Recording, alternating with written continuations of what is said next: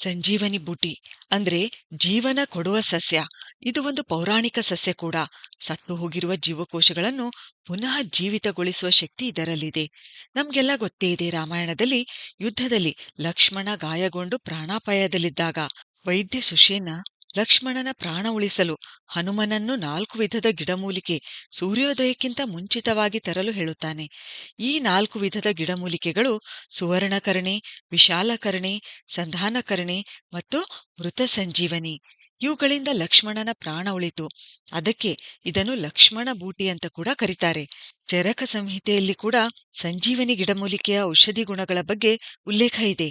ಈ 4 ಗಿಡಮೂಲಿಕೆಗಳಲ್ಲಿ ಮೃತ ಸಂಜೀವನಿಯ ಔಷಧಿ ಗುಣಗಳು ಏನು ಮತ್ತು ಇದನ್ನು ಮನೆಯಲ್ಲಿ ಹೇಗೆ ಬೆಳೆಸಬೇಕು ಅಂತ ನೋಡೋಣ. ವೈಜ್ಞಾನಿಕವಾಗಿ ಇದನ್ನು ಸೆಲಾಜಿನೆಲ್ಲಾ ಬ್ರಯೋಪ್ಟೆರಿಸ್ ಅಂತ ಕರೀತಾರೆ. ಬಹಳಷ್ಟು ಆಯುರ್ವೇದಿ ಔಷಧಿಗಳಲ್ಲಿ ಇದನ್ನು ಬಳಸಲಾಗುತ್ತೆ. ಮಧ್ಯಪ್ರದೇಶ, ಛತ್ತೀಸ್ಗಢ್ ಇಲ್ಲಿನ ಕೆಲವು ಬುಡಕಟ್ಟ ಜನಾಂಗದವರು ಇದನ್ನು ಟಾನಿಕ್ ಆಗಿ ಬಳಸುತ್ತಾರೆ.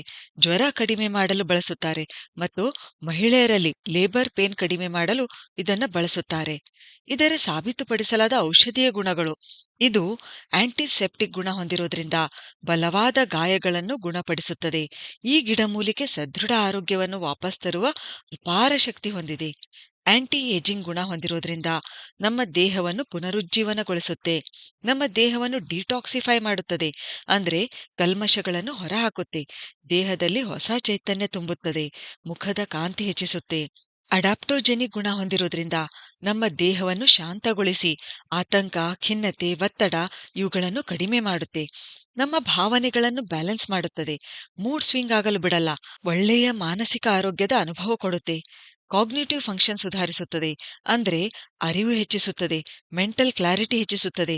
ಏಕಾಗ್ರತೆ, ನೆನಪಿನ ಶಕ್ತಿ ಹೆಚ್ಚಿಸುತ್ತದೆ. ಡೈಜೆಸ್ಟಿವ್ ಇಶ್ಯೂಸ್ ಅಂದ್ರೆ ಜೀರ್ಣಾಂಗ ವ್ಯೂಹದ ಸಮಸ್ಯೆಗಳಲ್ಲಿ ಇದು ತುಂಬಾನೇ ಉಪಯುಕ್ತ. ಗ್ಯಾಸ್ ಸಮಸ್ಯೆ ಆಗಿರ್ಬೋದು, ಮಲಬದ್ಧತೆ, ಕೊಲೈಟಿಸ್ ಇವುಗಳನ್ನು ಕಡಿಮೆ ಆಗಲು ಇದು ಸಹಾಯ ಮಾಡುತ್ತೆ.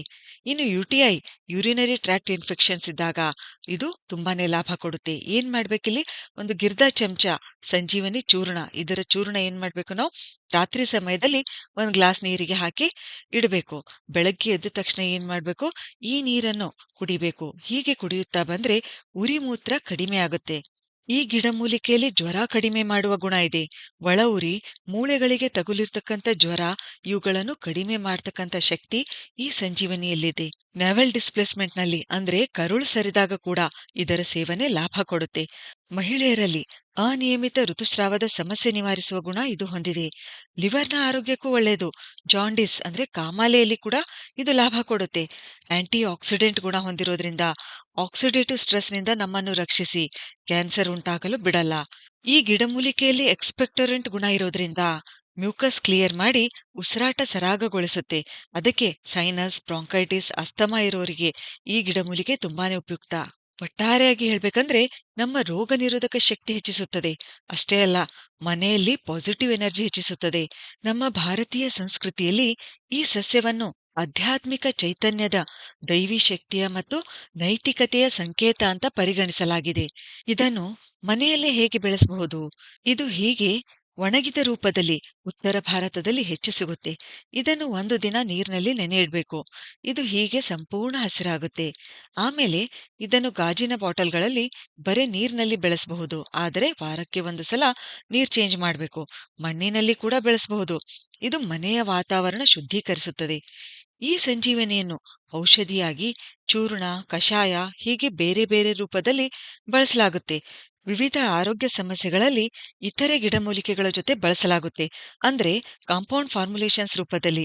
ಅದಕ್ಕೆ ಯಾವುದಕ್ಕೂ ವೈದ್ಯರ ಸಲಹೆ ತೆಗೆದುಕೊಂಡೇ ಇದನ್ನ ಬಳಸಬೇಕು. ಸರಿ, ಹಾಗಾದ್ರೆ ಮುಂದಿನ ವಿಡಿಯೋದಲ್ಲಿ ಮತ್ತೊಂದು ಉಪಯುಕ್ತವಾದ ಮಾಹಿತಿಯೊಂದಿಗೆ ಭೇಟಿಯಾಗೋಣ. ಧನ್ಯವಾದಗಳು.